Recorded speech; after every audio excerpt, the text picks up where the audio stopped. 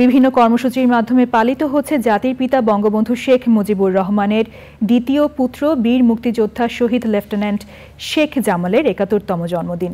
তার প্রতি শ্রদ্ধা জানিয়ে আওয়ামী লীগের সাধারণ সম্পাদক ওবায়দুল কাদের বলেছেন, আওয়ামী লীগ সভাপতি প্রধানমন্ত্রী শেখ হাসিনা হত্যা কুর রাজনীতি বন্ধ করে উন্নয়ন ও অগ্রগতির ধারার সূচনা করেছেন। ওবায়দুল রশিদের রিপোর্ট। ১৯৫৪ সালের ২৮শে এপ্রিল গোপালগঞ্জের টুঙ্গিপাড়ায় জন্মগ্রহণ করেন জাতির পিতা বঙ্গবন্ধু শেখ মুজিবুর রহমান এবং বঙ্গমাতা শেখ ফজিলাতুন্নেসা মুজিবের দ্বিতীয় পুত্র শেখ জামাল। মহান মুক্তিযুদ্ধের সময় শেখ জামাল পরিবারের সদস্যদের সাথে গৃহবন্দী থাকা অবস্থায় সেখান থেকে পালিয়ে গিয়ে সম্মুখ সমরে অংশ নেন। বাংলাদেশ সেনাবাহিনীর প্রথম ব্যাচের কমিশনড অফিসার লেফটেন্যান্ট শেখ জামালকে ১৫ই আগস্ট কাল রাতে ঘাতকেরা পরিবারের সকলের সাথে নির্মমভাবে হত্যা করে। শেখ জামালের ৭১তম জন্মদিনে বনানী কবরস্থানে তার প্রতি শ্রদ্ধা জানায় আওয়ামী লীগ।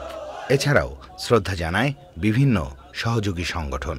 শেখ হাসিনা এসেছেন বলে বাংলাদেশ হত্যা ষড়যন্ত্রের রাজনীতির বৃত্ত থেকে বেরিয়ে আসতে পেরেছে। গণতান্ত্রিক সরকারে ধারাবাহিকতা থাকলে দেশের স্ট্যাবিলিটি থাকে। সাংবাদিকদের প্রশ্নের উত্তরে বিএনপি এবং জাতীয় পার্টি প্রসঙ্গে কথা বলেন ওবায়দুল কাদের। কোনো বিদেশি শক্তির চাপ ছিল, আমরা কোনো চাপ অনুভব করিনি।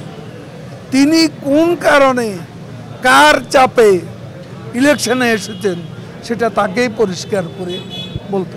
পাকিস্তানও আজ বাংলাদেশের উন্নয়ন দেখতে পায়, একসময় বোঝা ভাবত, এখন লজ্জিত হচ্ছে। পাকিস্তানের প্রধানমন্ত্রী, এতে রিজভিদেরই লজ্জা পাওয়া উচিত। আওয়ামী লীগের সাধারণ সম্পাদক বলেন, জিয়াউর রহমান এবং খন্দকার মোশতাক বঙ্গবন্ধু ও তার পরিবারের খুনিদের দুঃসাহস দিয়েছিলেন। Obaidul Rashid, channel I, Dhaka. বিকাশে কম খরচে ক্যাশ আউটের লিমিট বেড়ে ৫০,০০০, প্রিয় এজেন্টও ২টা।